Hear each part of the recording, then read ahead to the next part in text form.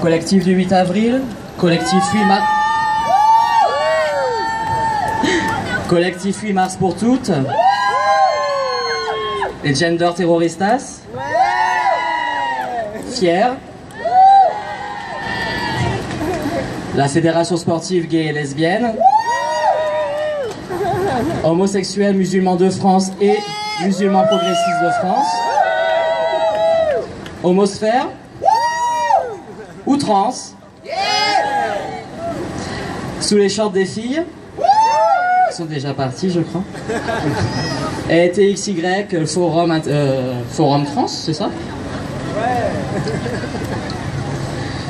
Donc c'est à l'initiative de Giovanna et moi, donc d'Accept ST et de l'antenne Paris 8 de L, qu'on a décidé de monter cet événement. Et donc on avait proposé à Gwen Fauchois d'inaugurer un peu la soirée. Pour qu'elle nous parle un petit peu de la situation et des discriminations à l'encontre des trans, des bi, des lesbiennes et des gays. Donc je vais lui laisser la parole. Avec plaisir et fierté que j'ai reçu l'invitation d'Accept ST et de Aide de participer à celle-ci. Surtout parce que la forme qu'elles ont voulu lui donner me parle. Et tout d'abord en la situant ici, place Pigalle. Oui, Pigalle! LGBT à Pigalle! Plutôt que dans le confort de nos communautés ou de places plus conventionnelles. Pigalle, c'est un carrefour de vie, diurne et nocturne, bourgeois et populaire, où parisiens et étrangers se croisent et éventuellement se mêlent. Mais Pigalle, c'est aussi notre histoire. À la fin du 19e, les premiers bars lesbiens s'y sont inventés. Druides, PD, bi, trans et putes y menaient une forme de vie commune. Oui! Alors Pigalle résonne. Et j'aimerais que ceux et celles qui, parce qu'ils se croient à l'abri des discriminations, sont tentés parfois de ne s'en référer qu'aux avancées ou aux réussites individuelles, ne se fassent pas les auxiliaires des violences qui frappent les précaires, les putes, les migrantes, les séropos, les trans, ceux qu'on a vite fait de penser comme des pas comme nous, en tout genre, toujours en première ligne de la maltraitance. Car l'homophobie, la transphobie, la lesbophobie ne se traduisent pas seulement par des agressions physiques caractérisées et violentes, même si elles existent, y compris ici en France, et d'autres après moi en témoigneront très concrètement. Ce sont aussi des rapports de domination qui s'insinuent jusque dans nos propres pratiques, et de multiples petites agressions banales qui ne sont même pas reconnues comme telles. L'homophobie se nourrit à deux dynamiques. L'une relève de l'impensé.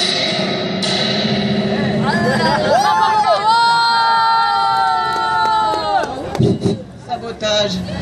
L'une relève de l'impensé, l'autre de la construction politique. Et les deux ne sont pas sans se répondre.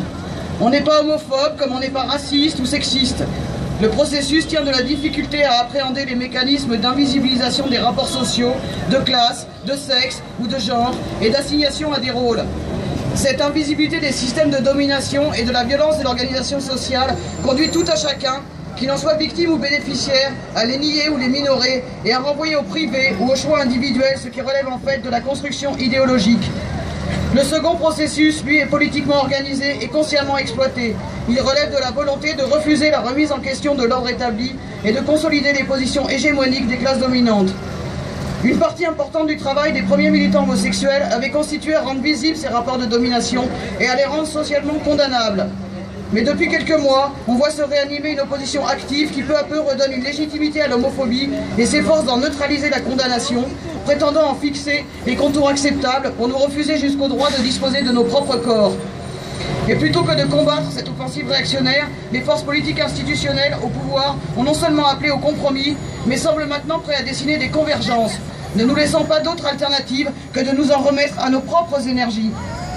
Pourtant, je vais terminer sur une note positive. Paradoxalement, en se moquant de nous, le gouvernement, ses alliés et ses complices ont peut-être provoqué une forme de réveil. On voit se retisser entre nous, lesbiennes, trans, bi, intersexes, PD, putes, migrants, racisés, précaires, une certaine solidarité qui défie les clivages et l'envie d'être partie prenante de luttes communes. Alors, ne nous contentons pas de plaisirs solitaires, jouons ensemble, et ensemble, nous gagnerons.